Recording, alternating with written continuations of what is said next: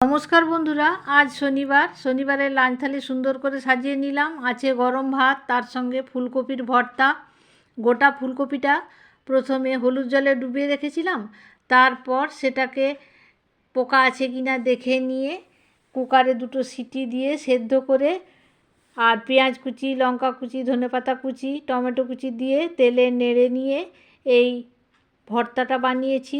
পেঁয়াজ কলি, শিম, আলু, বেগুন দিয়ে তিল পোস্ত বাটা দিয়ে এই তরকারিটা বানিয়েছি।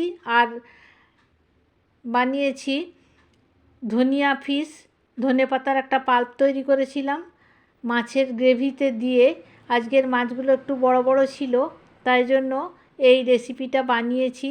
আর তার সঙ্গে হালকা পাতলা মুসুর ডাল আর ধনেপাতার চাটনি।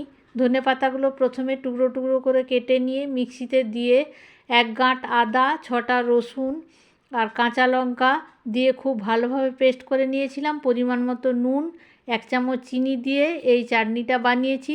ওপরে কাঁচা সর্ষের তেল ছড়িয়ে দিয়েছিলাম। গরম ভাতে জাস্ট অসাধারণ লেগেছিল।